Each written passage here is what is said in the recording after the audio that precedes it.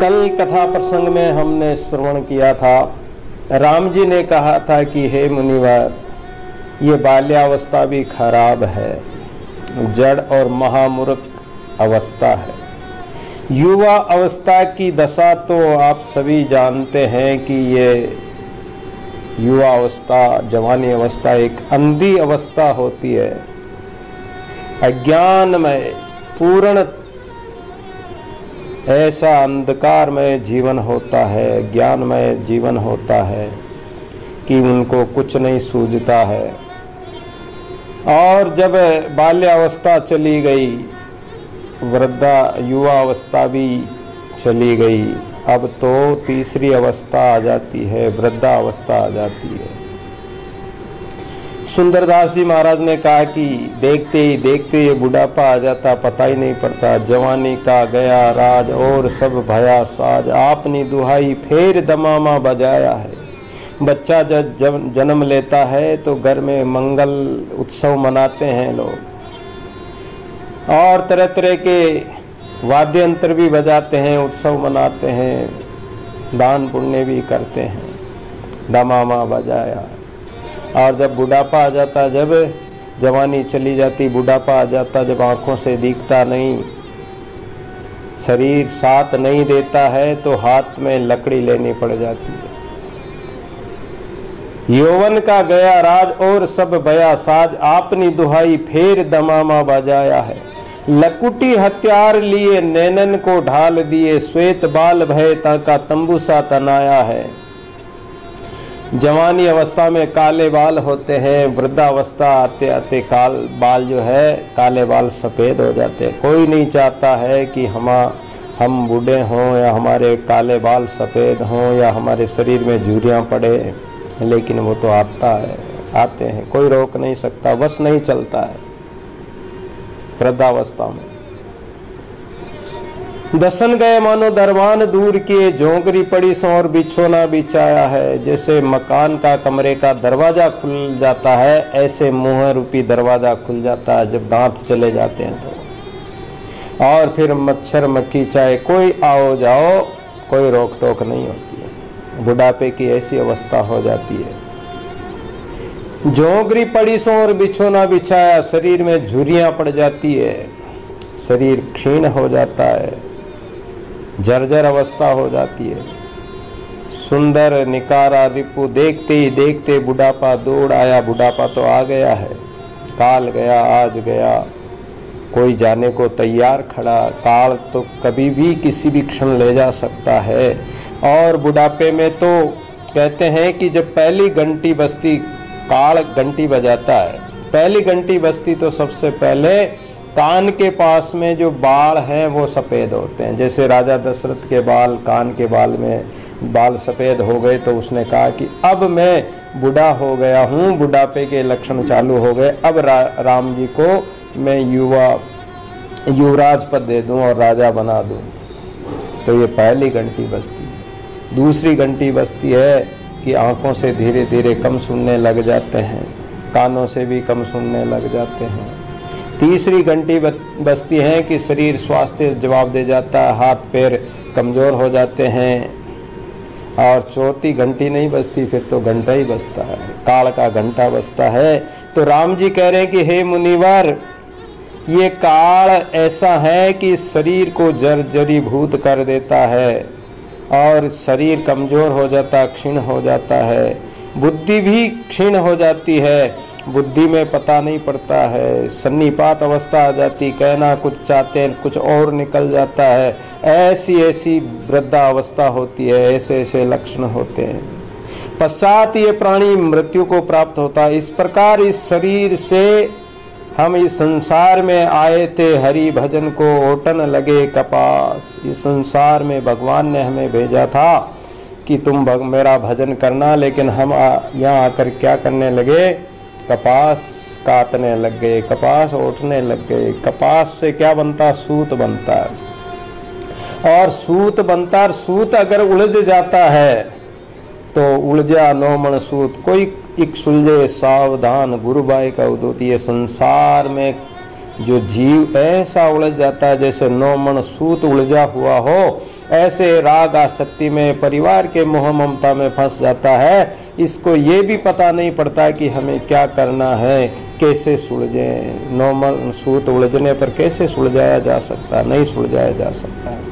तो ऐसी ये वृद्धावस्था है जिसमें छूटना बड़ा मुश्किल है और जिसका वर्णन करके रोमांच हो आता है, क्योंकि इस शरीर में जितने भी रोग हैं सब वृद्धावस्था में आकर घेरते हैं इस शरीर को। क्योंकि शरीर कमजोर हो जाता, कृश हो जाता है, तो सारे रोग आकर घेर लेते हैं। जवानी में तो कोई रोग आता है तो जवानी की शक्ति से वो रोग भी नष्ट हो जाता है। सब वृद्धावस्था में आकर घेर लेते हैं। न पुत्र काम आते हैं न स्त्री। सुंदरदास जी महाराज कहते हैं कि वेरी घर माई तेरे जानत सनई मेरे दारा सुत वित तेरे खोस खोस खाएंगे और हूँ कुटुंब लोक लूटे चऊँ और हिते मीठी मीठी बातें कहे तो सु लिपटाएंगे। संकट पड़ेगो जब कोई नहीं तेरो तब अंत ही कठिन बाकी बेर उठ जाएंगे। जब शरीर में जवानी रहती है तब तक तो सारे साथी बन जाते हैं। सुख का साथी जगत सब दुख का नाई कोई, दुख का साथी साइया दादू सतगुरु होई। वृद्धावस्था में कोई साथी नहीं बनता है। जब कच्चा था तब मीठा था और जब पक गया तो खारा हो गया, कड़वा लगने लगा। ऐसा संसार में कौन सा फल होता है? ये जीवन होता है। जब बालपन होता है बालक को सब लाड प्यार करते हैं, खिलाते हैं, चाहे सुअर का बच्चा ही क्यों ना हो, कितना प्यारा लगता है।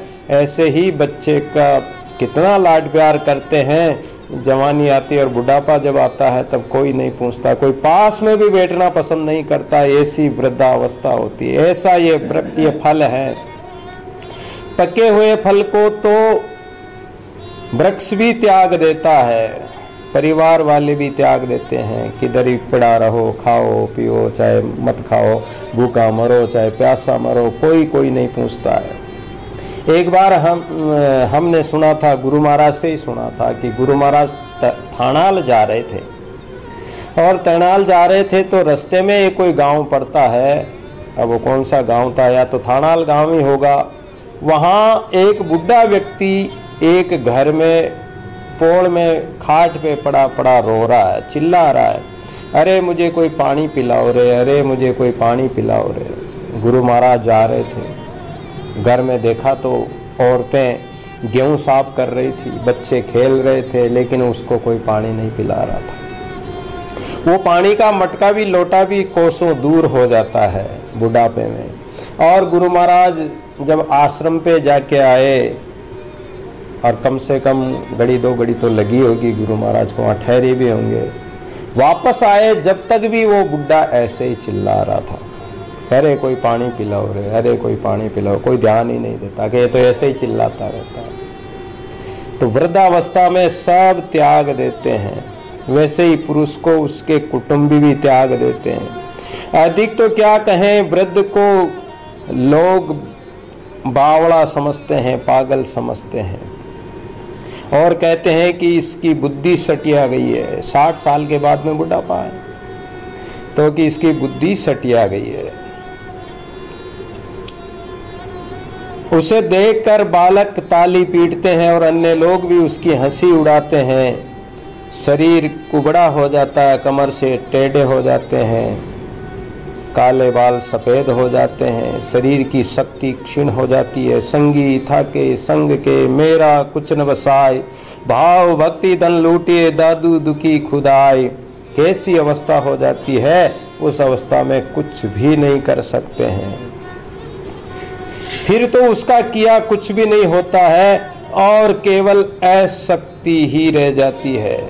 अब दुख पाने के अलावा क्या है? बहुत पसारा कर गया कुछ हाथ न आया, दादू हरि की भक्ति बिन प्राणी पछताया। बहुत पसारा किया, बहुत कमाया, पच मरियो बेल की नाई, लेकिन अंत समय में कुछ भी हाथ नहीं आता है पछताने के अलावा। क्रोध बढ़ जाता है बुढ़ापे में, क्रोध ऐसा आता है, लेकिन करे क्या? शरीर में शक्ति नहीं, क्रोध करे तो क्या करेगा, वो क्रोध कर भी लेगा तो क्या करेगा, और सारी शक्तियां कमजोर हो जाती। इस प्रकार हे मुनीश्वर, चाहे जिस रूप में देखे वृद्धावस्था समस्त दुखों का कारण है। इसके आते ही सारे दुख एकत्र हो जाते हैं और व्यक्ति अत्यंत दीन हो जाता है, कमजोर हो जाता है। यही नहीं, जो इंद्रियां उसे युवा अवस्था में उन्मत्त किए रहती थी, वहीं अब जरा अवस्था में, बुढ़ापा अवस्था में उसका रंच मात्र भी साथ नहीं देती है। एक कोई बुढ़िया माई थी, वो बुढ़िया माई जब जवान थी तो आभूषण पहनती थी, उनको अच्छे लगते थे। अब उनके 4 बेटे हो गए और 4 बेटों के भी बहुएं आ गई। बुढ़िया ने सोचा कि मैं तो अब बुढ़ी हो गई हूँ, अब आभूषण मुझे अच्छे नहीं लगते हैं, तो क्यों न ये आभूषण मेरी बहुओं को दे दूं। और बहुओं को बुलाकर कहा कि बेटा देखो, अब तो मैं बूढ़ी हो चली हूँ, ये आभूषण तुम ले लो। बहुओं ने सोचा कि ये तो अच्छा मौका है, क्यों मना करें। और सासू माँ से कहा कि सासू जी, हम आपके हैं, आप हमारे हो, आप जब चाहोगे जब आपको दे देंगे। बुढ़िया ने सोचा कि चलो बहुएं अच्छी है, और बहुओं को एक को तो सिर के गहने दे दिए, एक को गले के गहने दे दिए, एक को हाथों के दे दिए, एक को पैरों के दे दिए, ऐसे कमर के पैरों के सारे आभूषण चारों ही बहुओं को बांट दिया। और कहा कि देखो, जब मैं चाहूँ मांगू तब दे देना। हाँ हाँ सासू जी, आप जब कहोगे तब दे देंगे, लेते समय कौन मना करे। और सोचा कि एक बार देने तो दो, एक बार ले लिया तो फिर देना तो हमारे हाथ है। आप धीरे धीरे समय आया, सबका आता है सजनों, और उसका बुढ़ापा इतना अधिक आ गया कि वृद्धावस्था, और जर्जर होकर वो इतनी वृद्ध हो गई कि अब काल का समय आ गया, अंतिम समय आ गया, बाकी घड़ी आ गई। अब उस अवस्था में वो कुछ कर नहीं सकती थी। मन में विचार किया कि जीवन भर तो मैंने कभी दान पुण्य किया नहीं, परोपकार किया नहीं, और मरते मरते थोड़ी बहुत तो मैं दान पुण्य परोपकार कर जाऊं, ऐसा विचार उसके मन में आया। उसने बहुओं को बुलाया, इशारा किया, लेकिन शरीर के हाथ पैर ठंडे पड़ने लग गए, शरीर ठंडा पड़ने लगा। अब वो आंखों से इशारा तो कर रही है, हाथों से भी थोड़ा थोड़ा इशारा कर रही कि मेरे जो बड़ी बहू आई उसको कहा कि मेरे सिर के गहने तो दे दे तू, मैं दान पुण्य कर दूं। अब वो बहू तो समझ गई कि सिर के गहने मांग रही सासू माँ, लेकिन उसने सोचा कि ये तो मर रही, क्यों दूं। और उसने बहाना बना लिया।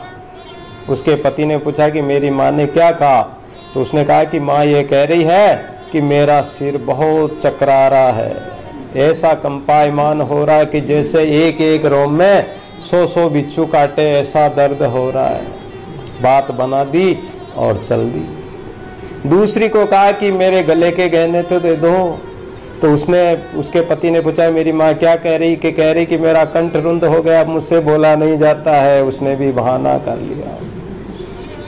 तीसरी को कहा कि मेरे हाथों के कमर के गहने तो दे दो, तो वो हाथ के नाड़ी के हाथ लगाकर बोली सासू जी अब हम कुछ नहीं कर सकते, आपकी नाड़ी भी ठंडी हो रही है, वो भी बहाना कर गई।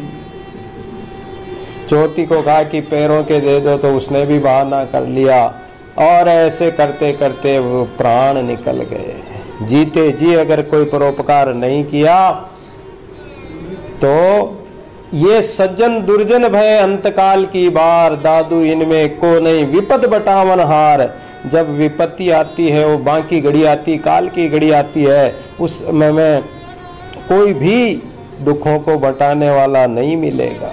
उस समय तो स्वयं को ही, अगर स्वयं ने कोई पुण्य किया, परोपकार किया, भजन किया, साधना की, किसी को रोटी दी, कपड़ा दिया या किसी की सेवा की, तो वो पुण्य परोपकार तुम्हारे काम आ सकता है। बाकी कोई तुम्हारा साथी नहीं उस समय नहीं बनेगा। वो सज्जन दुर्जन भय, जो पहले सज्जन बनते थे वो भी वृद्धावस्था में दुर्जन हो जाते हैं, जरा अवस्था में वो रंच मात्र भी साथ नहीं देते हैं। किंतु ये जीव के ऐसी तृष्णा लगी हुई है कि ये तृष्णा के कारण जवानी अवस्था में और उन्मत्त रहता है, लेकिन जब बुढ़ापा आता है तो कफ और खांसी आकर इसको घेर लेते हैं। फिर ये दुखी होता है कि वह उसके आदि व्याधि रूपी उल्लुओं से व्याकुल हो जाता है। कारण क्या है कि आदि और व्याधि, आदि भौतिक, तीन त्रिताप से ये सारा संसार जलता है। देहिक, देविक, भौतिक तापा। तो देहिक और देविक, भौतिक तापा, देहिक देह के रोग आ जाते हैं, और आदि भौतिक संसार की कामनाओं के कारण जितना पसारा किया, इकट्ठा किया, क्या काम आया? कुछ भी काम नहीं आया और सबको छोड़कर जाना पड़ता है। बड़ा दुख होता है कि हमने मकान बनाया, हमने गाड़ी घोड़े बनाए, हमने जानवर इत्यादि इकट्ठे किए, इतना किया, वो किया, और ये बच्चे न जाने बिगाड़ देंगे, ये हो जाएगा, ये हो जाएगा, साथ तो ले जा नहीं सकता है, तो वो उसके कारण दुखी हो जाता है। और दैविक प्रकोप, कई प्रकार के रोग शोक आते हैं, कई प्रकार की अतिवृष्टि अनावृष्टि हो जाती है, उसका दुख हो जाता, हानि हो जाती है तो उसका दुख हो जाता है किसी चीज़ की, या कोई चीज़ नष्ट हो जाती, या कोई मर जाता तो उसका दुख उठाता, जीवन भर दुख में ही जीता है। अंत में भी उसको दुख ही प्राप्त होता है, क्योंकि उसने ना पुण्य किया, ना भजन किया, ना राम नाम स्मरण किया। इस कारण हे मुनीश्वर, मुझे ऐसी नीच वृद्धावस्था की तनिक भी इच्छा नहीं है। भगवान राम कह रहे हैं। राम जी तो अवतार थे, विष्णु के अवतार थे, परम परात्पर अखिलेश्वर परम पिता परमात्मा के ही अवतार लेकर आए थे। वो ये बात कह रहे हैं कि ये वृद्धावस्था ऐसी है क्योंकि इस अवस्था में शरीर झुक कर कुबड़ा हो जाता है, और जो स्त्री पुत्रादि की युवावस्था में उसकी सेवा टहल किया करते थे, वहीं बुढ़ापे में उसका साथ वैसे ही त्याग देते हैं जैसे कोई किसान अपने बूढ़े बैल को त्याग देता है। जब तक बैल वो चले तब तक सार गणी, जब तक बैल गाड़ी में के हल में चलता है जब तक तो उसको खड़ खिलाते हैं, तेल पिलाते हैं, उसको तरह तरह के अच्छा घास फूस खिलाते हैं, और जब बैल बुढ़ा हो जाता तब उसको कोई नहीं पूछता, उसको ऐसी जगह बांध देते जो बेचारा खा भी नहीं सकता है। ऐसे ही बुढ़ापे में व्यक्ति को त्याग देते हैं घर परिवार वाले, जहाँ देखिए लोग पग पग पर उसका अपमान करते हैं, हंसी उड़ाते हैं। कोई कहता है कि देखो देखो कैसा कुबड़ा ऊंट की तरह जा रहा है। मैं ऐसी नीच अवस्था को नहीं चाहता हूँ, राम जी कह रहे हैं। तब बाल्यावस्था तो उस प्रकार मूढ़ और युवावस्था भी महाविकार में सिद्ध हुई, तथा वृद्धावस्था भी महान दुखदायी है। सो अब मेरा क्या कर्तव्य है? आप कोई ऐसी योग युक्ति बतलाइए महाराज कि मैं इस संसार सागर से पार हो जाऊं, अन्यथा ये वो जो समय दूर नहीं है कि जब ये अवस्था बीतते, क्योंकि बाल्यावस्था बीत चली, युवावस्था भी ढल गई, वृद्धावस्था आ गई है, अब तो केवल मृत्यु ही आने वाली है। क्योंकि मृत्यु तो बिल्ली के समान प्रतिक्षण अपनी घात लगाकर बैठी रहती है। कबूतर बेचारे दाने चुगते हैं और बिल्ली छुपकर बैठी रहती है और मौका देकर झपटा मार लेती, कबूतर को उठा लेती है। वो काल हमारे कंध चढ़ सदा बजावे तूर, काल हरण करता पुरुष क्यों न संभाले सूर। काल तो ऐसे बैठा रहता है, देखता रहता है कि ये कब राम नाम को छोड़े और मैं इसको खाऊं। राम नाम छोड़ते ही दादू, जब ही राम बिसारे तभी जंपे काल। ये काल कब खाता है कि जब राम नाम को विसारोगे। अगर राम नाम ले लिया तो राम नाम में काल है ही नहीं, क्योंकि जहां राम का नाम है, नाम लेत नवग्रह टले भजन करत भय जाए। नाम लेने से तो नौ ग्रह भी टल जाते हैं। काल सो काल कंपे करतारते, वो काल भी परमात्मा से कांपता, उसके नाम से कांपता है। एक दादूपंथी संत थे और उनको आभास हो गया कि मेरा काल आने वाला है, तो वो दादुवाणी के पाठ करने लग गए। तो काल काला सर्प रूप बनकर काल आया और उनको दादुवाणी का पाठ करते देखकर वो काल चला गया। थोड़ी देर में फिर आया, फिर दादुवाणी के पाठ कर रहे थे, फिर चला गया। 3 बार वो काल आया, लेकिन दादुवाणी के पाठ करते हुए देखकर और राम का नाम लेते हुए देखकर वो काल भी चला गया और वो महात्मा फिर बहुत दिनों तक जीवित रहे। तो राम का नाम ऐसा है कि काल से बचा सकता है। एक राम के नाम बिन जीव की झलन न जाए, दादू कहते पछमुए कर कर बहुत उपाय। चाहे करोड़ों उपाय कर लो, लेकिन एक राम के नाम बिना ये जीव की जलन, काल रूपी जलन मिट नहीं सकती है। राम का नाम ऐसा है कि निमस ने न्यारा कीजिए, अंतर ते उर नाम, कोटि पतित पावन भय, केवल कहता राम। राम के नाम से तो पापी भी तर गए। अपि चेतसु दुराचारो भजत्य मामन्य भाग। गीता में भगवान कहते हैं कि पापी से पापी भी यदि मेरा भजन करे तो मैं उसकी रक्षा कर लेता हूँ। सो वृद्धावस्था ये काल का ग्रास है, काल का चारा है। काल कभी भी इसको खा सकता है। इस घात में प्राणी कभी भी उस मृत्यु रूपी बिलाव से नहीं बच पाता है। जब बिलाव आता है, बिल्ली चूहे को, कबूतर को या चिड़िया को ऐसे पकड़ लेती है, उसको पता ही नहीं पड़ता है जैसे। और जब ये जरावस्था आती है तब इसको देखकर मृत्यु वैसे ही प्रसन्न होती है कि जैसे चंद्रमा को देखकर चंद्र विकासी कमल पर प्रसन्न हो जाते हैं। तमोदनी होती है और चंद्रमा के उगते ही वो खिल जाती है। ऐसे ही काल भी प्रसन्न होता है कि माली आवत देख कर कलियन करी पुकार, फूले फूले चुन लिए काल हमारी बार। बगीचा होता है और उसमें फूल उगे हुए होते हैं, फूल खिलते हैं। जब माली आता है तो क्या करता है, जो फूल खिल जाता है उसको तोड़ लेता है।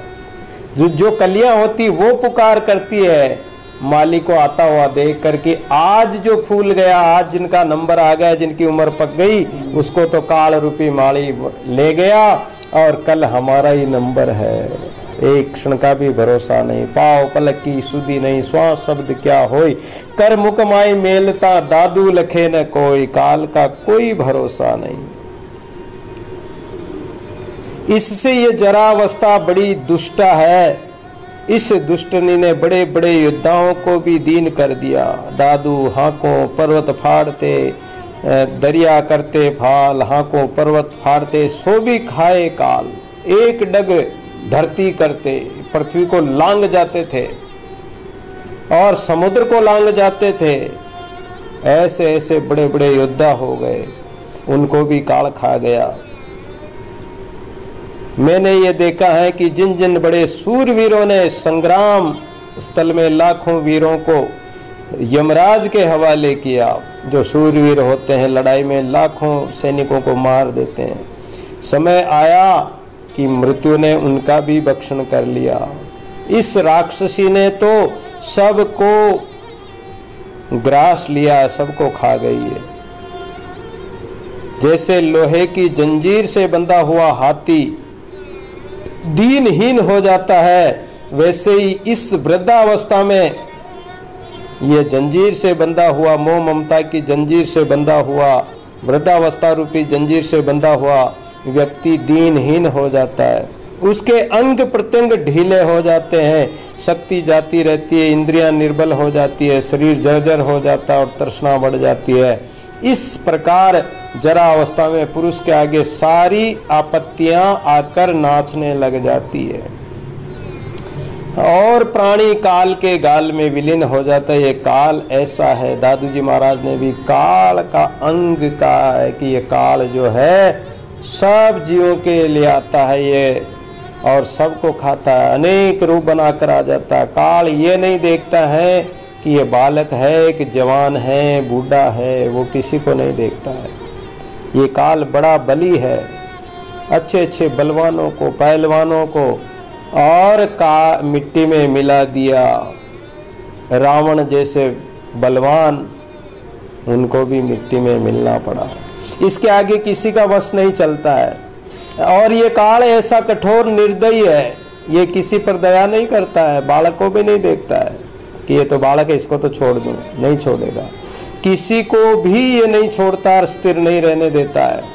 चाहे कोई कितना ही बड़ा बलवान क्यों न हो, काल उसे भी ग्रास कर लेता है। जैसे समुद्र बहुत बड़ा है, फिर भी बड़वा नल की अग्नि उसे भस्म कर देती है। पानी में भी अग्नि होती है। हम लकड़ी की अग्नि को तो हम सब जानते हैं कि लकड़ी जलाओ या लकड़ी में अग्नि रहती है, पत्थर में अग्नि रहती, लेकिन पानी में भी अग्नि रहती है। वो पानी को सौंपती रहती बड़वा नल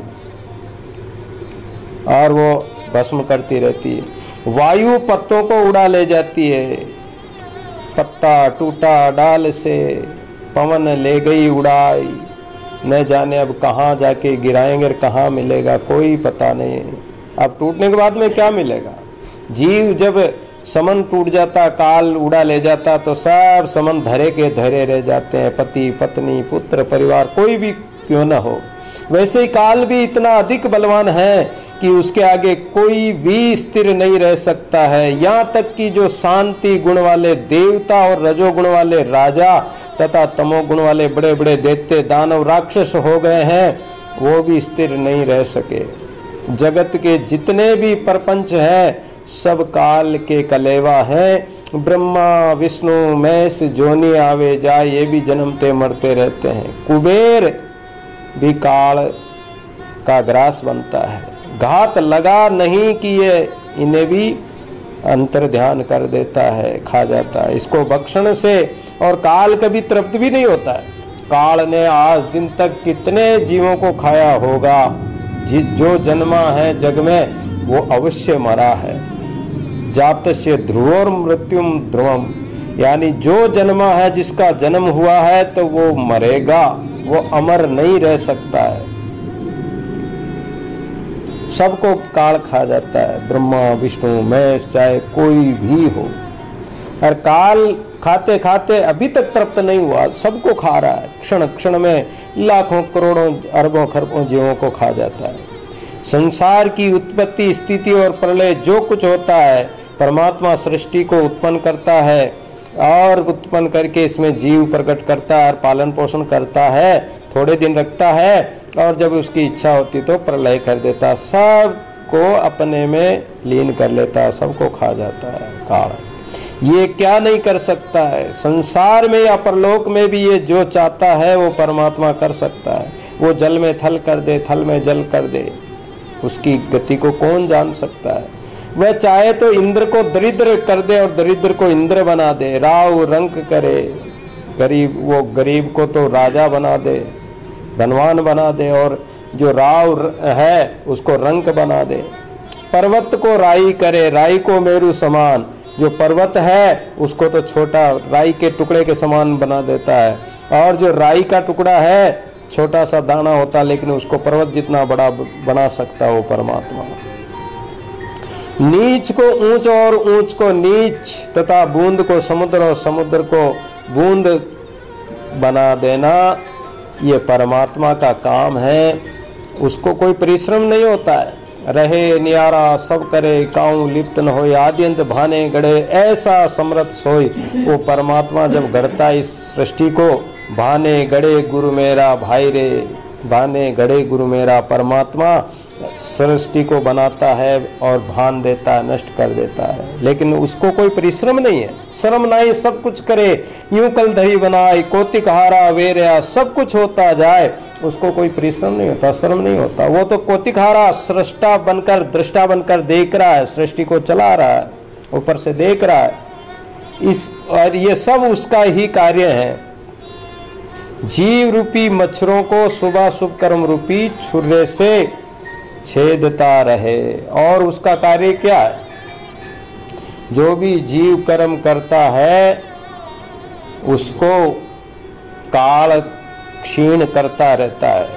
हे मुनीश्वर, जगत के समस्त विलासों को काल भक्षण कर जाता है। जितने भी भोग विलास है, ऐश्वर्य है, धन संपत्ति है, माया है, वो सब को नष्ट कर देता है। सूर्य चंद्रमा तक को भी खा जाता है।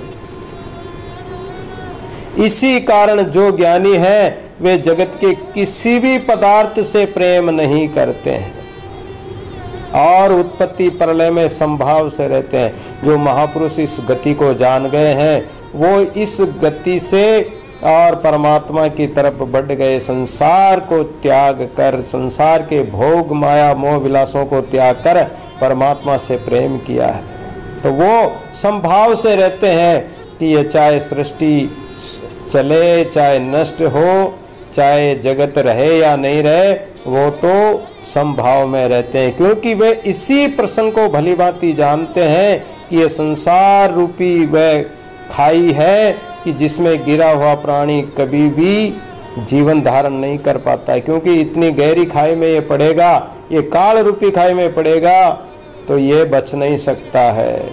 लेकिन मूर्ख प्राणी ऐसे हैं कि इनको कोई परवाह नहीं है, कोई विचार भी नहीं है, और जब विचार नहीं करते हैं तो साच झूठ समझ आए, बिना विचारे जो करे पाछे पछताए। बिना विचार अगर कोई कुछ काम करते हैं तो पछताते हैं। संसार को सत्य जानकर उसकी आस्था रूपी जाल में और भोगों की इच्छा करते हुए फंसे पड़े रहते हैं। संसार को मतलब अपना मानकर या संसार से अपना संबंध मानकर संसार में स्वार्थ के वश होकर ये भोगों की विषय विलास की विषय वासना में ऐसा फंसा रहता है कि ये उसको छोड़ना ही नहीं चाहता है। फिर चाहे वो प्राप्त हो या न हो, उसकी इच्छा में ही ये मरता रहता है, दौड़ता रहता है, दौड़ धूप करता रहता। उन्हें तो मिथ्या वस्तु ही सत्य सी प्रतीत होती है। संसार को अपना समझता है, संसार को छोड़ना नहीं चाहता। और कोई कहे संत महात्मा तो कहते हैं कि अरे महाराज हमें तो संसार ने पकड़ रखा है। एक महात्मा के पास एक जवान युवक सत्संग में आता था, उसका ब्याह हो गया, तब वो कम आने लगा तो महाराज ने पूछा कि अरे भाई आजकल तुम आते नहीं हो, क्या बात है? बोले महाराज मेरा ब्याह हो गया, अब मैं अकेला नहीं हूँ, मेरी धर्म पत्नी है, मेरे बिना वो भोजन भी नहीं करती है और मेरे परिवार वाले भी मेरे देखे बिना परेशान रहते हैं कि कहाँ गया। तो महाराज मैं कैसे छोड़ूं उनको, संसार को? और उन्होंने तो मुझे यानी बड़े प्रेम से और भाव से मेरी सेवा करते हैं। तो महाराज ने कहा कि ये संसार तो झूठा है और इसको तू क्यों पकड़ रखा है? बोले नहीं महाराज, वो तो उन्होंने मुझे पकड़ रखा है। महाराज ने कहा कि ठीक भाई, कल बताएंगे आपको। अब दूसरे दिन वो जब आया तो महाराज ने दूर से देखा तो उन्होंने देखा कि वो भगत आ रहा है। महाराज ने एक पेड़ को अपनी बात में भर लिया और चिल्लाने लगे कि अरे भगत मुझे छुड़ाओ, अरे भगत मुझे इस पेड़ ने पकड़ लिया, इससे मुझे छुड़ाओ।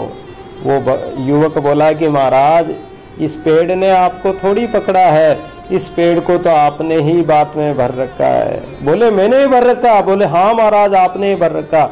तो इस संसार को तूने ही बात में भर रखा है, ये भार तू ही कंधे पर उठा रहा है। अगर इस कंधे पर बोझ लगे तो इस कंधे पे ले लेगा और इस कंधे से बोझ लगे तो माथे पे ले लेगा, लेकिन इस भार को त्यागता नहीं। संसार के भार को तू अपने कंधों पर ढो रहा है, संसार को तू ही पकड़ रखा है। इसी प्रकार वो इस मोह ममता के जाल में फंसे रहते हैं। फिर चाहे वो भोग पदार्थ मिलो या न मिलो, जो झूठे पदार्थ वो भी उनको वो सत्य मानता है, झूठा संबंध है संसार का। महात्मा का उदाहरण तो ऐसा भी आता है कि वो युवक को एक योग शिक्षा, योग साधना सिखा दी और कहा कि तू श्वास रोक कर तेरे परिवार की परीक्षा करना कि तेरे परिवार वाले तेरा साथ देते हैं या नहीं देते हैं, या तेरे सच्चे साथी है या नहीं, इसका पता तुझे तब लगेगा। बोले महाराज नहीं, वो सब मेरा साथ देने वाले हैं, सब मेरे साथी हैं, मेरे संबंधी हैं, और मेरे कुछ भी अगर बुखार भी आ जाए तो 10 डॉक्टरों को वेदों को बुला लाते हैं। अरे बोले कि सब स्वार्थी है। तो वो बोला महाराज बोले कि तू ये योग क्रिया के द्वारा श्वास रोक कर पड़ जाना, फिर देखना कि कौन तेरा साथी है या नहीं है, तेरे को पता लग जाएगा। श्वास रोक लिया। जब लोगों ने देखा, उसकी पत्नी ने देखा कि पति तो शांत हो गया और सब रोने चिल्लाने लगे, सब घर परिवार के इकट्ठे हो गए और बोले कि एक महात्मा था, जो उनके पास जाता था उन महात्मा को बुलाओ, शायद वो जिंदा कर दे। तो उन महात्मा को बुलाया, इधर परिवार वाले सब रो रहे हैं, पिता अलग से रो रहा, मेरा बेटा क्यों मर गया, मेरा बेटा नहीं मरता, उसकी जगह मैं मर जाता तो अच्छा था। माँ अलग कहती कि अरे मेरे बेटे को क्यों मार दिया, मैं मर जाती तो अच्छा था। भाई बहन सब, भाई भुजा पकड़कर भाई रोवे, पल्ला पकड़कर बहन रोवे, सब रो रहे थे। अब क्या करें। महात्मा आए तो सब महात्मा की तरफ बढ़ गए और बोले महाराज आपका तो ये चेला था, अरे महाराज आपका चेला चला गया, आप तो संत हैं, अरे आप तो मंत्र तंत्र सब जानते हैं, राम जी के भगत है, राम से मिले हुए हो, महाराज इसको जिंदा कर दो। महात्मा ने कहा कि भाई जिंदा तो हो सकता है, देखता हूँ, देखें परमात्मा की जो इच्छा होगी देखता हूँ। महाराज चारों तरफ घूम के बोले कि भाई इसकी मौत तो आ गई है, ये मर तो गया है लेकिन ये जिंदा हो सकता है। अरे महाराज जिंदा हो सकता तो हमें बताओ, आप जो कहोगे जो हम करने को तैयार है। बोले करोगे कि हाँ महाराज, तो लाओ दूध लाओ। दूध मंगाया और महाराज ने दूध का कटोरा लेके 7 बार उसके ऊपर वार कर कहा, पैरों की तरफ रख दिया। बोले अब इसकी मौत इस दूध के कटोरे में आ गई है और इस कटोरे में आ गई है, अगर जो इस कटोरे को पी जाएगा तो उसकी तो मृत्यु हो जाएगी लेकिन ये जिंदा हो जाएगा। आओ भाई दूध पीने वाले आ जाओ। अब इतना कहते ही सब सभा में सन्नाटा छा गया। वहाँ परिवार में जो रो धो रहे थे, चिल्ला रहे थे कि मेरा बेटा, मेरा पोता, मेरा पुत्र है, मेरा पति, मेरा भाई, सब रोने धोने वाले चुप हो गए। अरे बोले तू तो इसका बाप है, तू तो कह रहा था कि मैं मर जाता तो अच्छा, आजा तू दूध पी ले। वो बोले महाराज अगर जीव रहा, मैं जिंदा रहा तो हो सके भगवान करे बुढ़ापे में भी और संतान दे दे, मरे हुए के साथ थोड़ी मरा जाता है। जब उसकी माँ को कहा कि अरे बुढ़िया माई तू तो बुढ़ी हो गई, अब तो तेरे को क्या इच्छा है, क्या कामना है, तू तो दूध पी ले, तेरा बेटा जिंदा हो जाएगा। अरे बोले महाराज मरने वालों के साथ आज दिन तक कौन मरा है।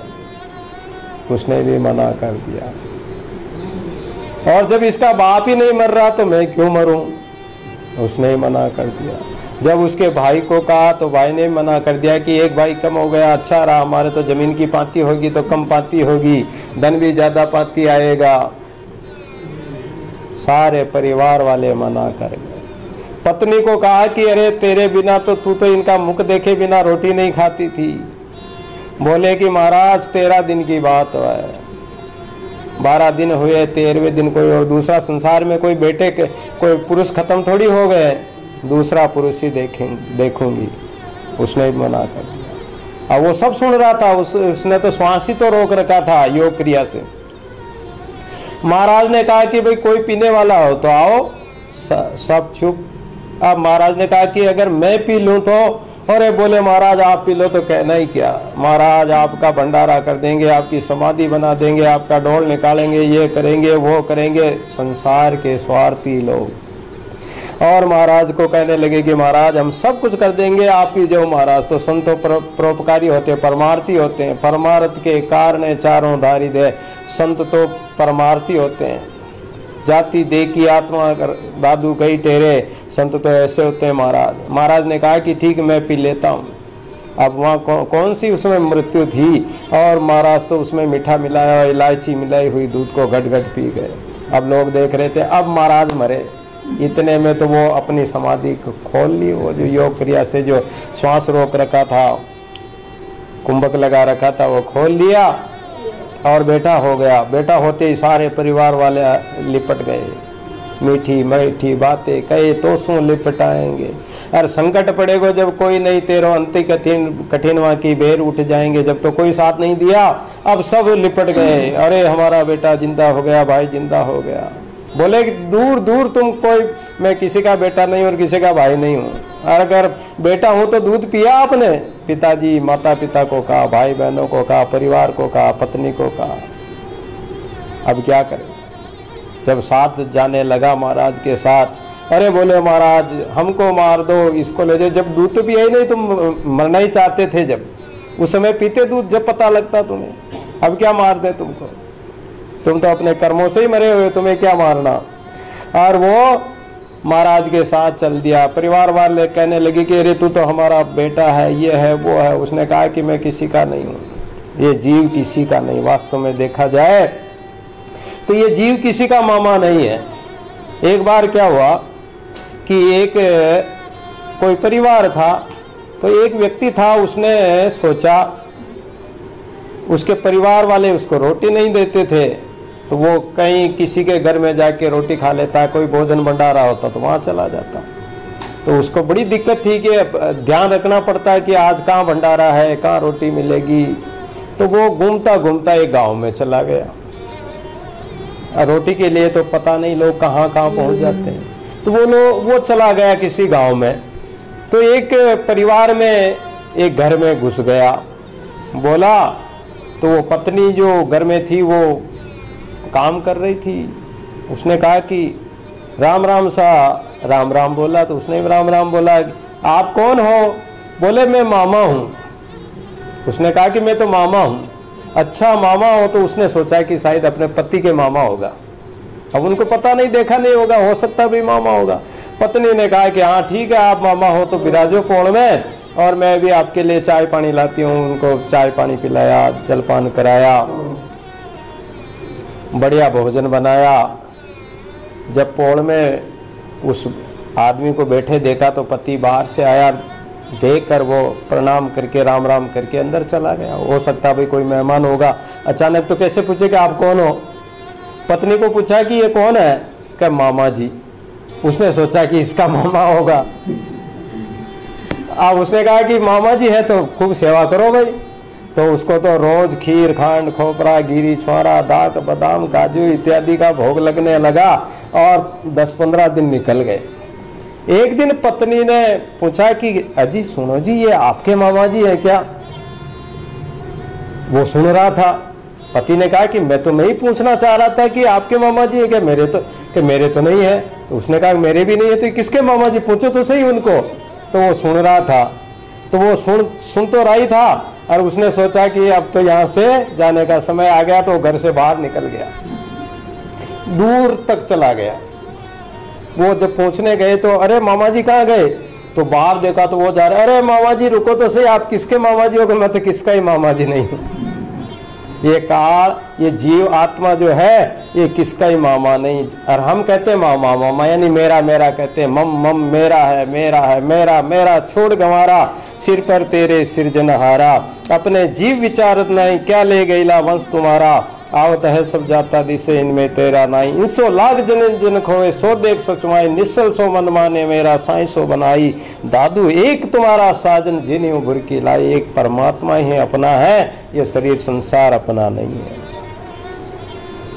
तो ये महाप्रलय की जब अवस्था आती है तो काल सबको खा जाता है। जैसे वन में मृग को सिंह और सिंगनी भक्षण करके फिर आनंद मनाते हैं, ऐसे जीव को काल खा जाता है। वैसे ये काल रूपी कालिका संसार के जीवों को भक्षण करके आनंद पूर्वक नाच करती है। यही नहीं, इसकी अपार शक्ति तो यह है कि यही जगत का प्रादुर्भाव भी करता है। काल जीव को नष्ट करता है, और एक समय ऐसा आता है कि वापस सृष्टि भी पैदा होती है। बूढ़े ते बाला करे, खे काल निवारे, गले विले कर विनती। तो ये बूढ़े से बाला करे, बूढ़ा व्यक्ति मरता है तो वो कहीं कहीं जन्म लेता है, बालक बना देता है। तो ये जगत की उत्पत्ति भी काल ही करता है। एक समय तो ये काल जीव को खाता है, और एक समय में उसको नष्ट भी करता है। पृथ्वी, बाघ और बावड़ी जैसे बावड़ी कहते हैं, जो कुछ कहिए नाना प्रकार के पदार्थ सहित सब की रचना करने वाला भी ये परमात्मा है। कितना आश्चर्य है कि यही तो नाश करता है, फिर यही रचना कर देता है। ये बड़ा भयंकर है। समुद्र की रचना कर फिर उसमें आग भी लगा देता है, ये सब इसी का कार्य। सरोवर में सुंदर कमल उत्पन्न कर देता है, फिर उन पर जब ये बर्फ गिरती है, सर्दी के दिनों में जो तुषार गिरती है, उससे वो कमल के और जो पंखुड़ियां हैं वो नष्ट हो जाती है। इसी का सामर्थ्य है। वो ऐसा सर्वसमर्थ परमात्मा है, सारी सृष्टि को रचता है। बड़े से बड़ा नगर और बड़ी से बड़ी बस्ती को बनाकर फिर उसे शमशान भी बना देना, ये इस परमात्मा का ही हाथ है, ये काल का ही हाथ है। परमात्मा ही ये जीवों के कर्म के अनुसार ये अपने कर्म ही काल बनकर आता है। ये व्यवस्था परमात्मा की है और काल सबको खाता है, काल रूप बनकर आता है। काल किसी भी रूप में आ सकता है। दौसा में एक श्रीरंग नाम के एक बढ़िया सेठ थे, तो उसके एक नौकर था सुनार, और वो सुनार मर गया। सुनार मरकर यम का दूत बन गया। सुनार जो मरा वो बढ़िया के नौकर था, और वो सुनार मरकर यम का दूत बन गया। तो यमराज ने कहा कि जाओ फला व्यक्ति को लेके आओ। एक बंजारा बालद लेके आ रहा है, और उस बालद से एक बेल के द्वारा उस बंजारे की मृत्यु है, उस बंजारे को लेके आओ दौसा में ही। अब वो श्रीरंग का जो नौकर था सुनार, वो यमराज का दूत बन गया, तो वो दूत बनकर आया, तो वो श्रीरंग जी के सामने प्रकट हो गया। जो सेठ था श्रीरंग, उसके सामने प्रकट हो गया। तो उस मरे हुए सुनार को देखकर सेठ तो डर गया, घबरा गया कि अरे ये भूत कहाँ से आ गया, ये तो मर गया था सुनार, मेरा नौकर है। अरे बोले तुम तो मर गए थे और तुम भूत बनकर आ गए हो क्या? अरे बोले सेठ जी डरो मत, मैं भूत नहीं हूँ, मैं यम का दूत हूँ। अरे बोले यम का दूत तो मेरा नंबर आ गया है क्या? अरे बोले सेठ जी आपका नंबर नहीं है, मैं तो आपको चेताने आया हूँ। महाराज आप सेठ हो, बहुत आपके पास धन संपत्ति है, ये धन संपत्ति जब काल आएगा, जब कोई काम आने वाली नहीं है महाराज सेठ जी। और मैं यमराज का दूत बन गया हूँ, और मैं एक बंजारे को लेने आया हूँ। आप देखना कैसे काल निमित्त बनाता है, और उस निमित्त से उस बंजारे की मृत्यु होती है। श्री रंग जी उस सुनार के कहने से, उस दूत के कहने से उस जगह गए, और एक बंजारों की बालद आई। उस बालद में एक बेल था जिसके ऊपर नाज वगैरह था। तो व्यापारी तो व्यापार तो करते थे बंजारे, कोई व्यापार नाज दिखाने के लिए वो उस बेल के पास गया बंजारा कि देखो आओ मैं तुम्हें नाज दिखाता हूँ, बढ़िया नाज खरीद लो। तो वो बंजारा जो ही बेल के पास गया, और पास गया तो वो बेल ने उसके सींग मारा। सींग मारते ही बेचारे का पेट फाड़ दिया, और वो बंजारा मर गया। वो जो यम के दूत थे वो बेल के सींग में बैठ गए और उस बंजारे को मार दिया। वो घबरा गया सेठ, और श्री रंग जी वो सुनार ने कहा कि देखो इस प्रकार काल सबको खाता, तुम भी सावधान रहना, भगवान का भजन करना, नहीं तो काल तुम्हें भी खा सकता है। वो श्री रंग जी बाद में भगवान रामानंद जी के शिष्य बन गए, अनंतानंद जी के, और पीपाजी महाराज के वो भतीजा चेले थे। एक बार पीपाजी महाराज गए तो वो भजन कर रहे थे, मन में ध्यान लगाए हुए भजन कर रहे थे। भगवान को मन में मानस पूजा कर रहे थे, भगवान को माला पहना रहे थे। पहले तो स्नान कराया भगवान को, स्नान करा के और भगवान के इत्र फुलेलादि चंदनादि लगाकर भगवान को आभूषण ये वस्त्रादि पहनाए, आभूषण पहनाए। अब भगवान के गले में माला बांध रहे थे, लेकिन वो माला छोटी पड़ गई, कानों में अटक गई। जो ही गले में पहनाने लगे, सिर पे पहनाया तो कानों में अटक गई। कौन? श्री रंग जी पहना रहे थे, साधु बन गए और माला पहना रहे थे, भजन ध्यान कर रहे थे, मन में ही भगवान को मानस पूजा कर रहे थे भगवान की। पीपाजी महाराज बाहर जाके बैठ गए, सामने देखा तो अरे श्री रंग, अपने मन को एकाग्र करके भगवान को अच्छी तरह से माला पहनाओ। बोले महाराज माला छोटी पड़ गई। छोटी पड़ गई तो माला की गांठ खोल के गले में बांध दे ठाकुर जी के। और उन्होंने जब देखा तो वास्तव में वो भगवान को माला पहना रहे थे, और भगवान के गले में वो कानों में अटक गई तो गांठ खोलकर गले में बांध दी। आंखें खोलकर देखा तो सामने पीपाजी। अरे बोले मेरे चाचा गुरु लगते हो, काका गुरु लगते हो, प्रणाम किया।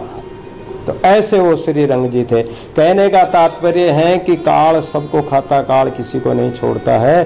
काल से बचने के लिए परमात्मा का भजन ही श्रेष्ठ है, बाकी काल किसी को नहीं। तो राम जी कहते हैं कि ये महाराज हमें तो इस काल से बचने का कोई उपाय बताओ, ऐसी युक्ति बताओ जिससे कि हम काल से बच जाएं। और इसी के साथ कथा को संपूर्ण करते हैं। रघुपति राघव राजा राम पतित पावन सीताराम। रघुपति राघव राजा राम पतित पावन सीताराम। सीताराम सीताराम भज प्यारे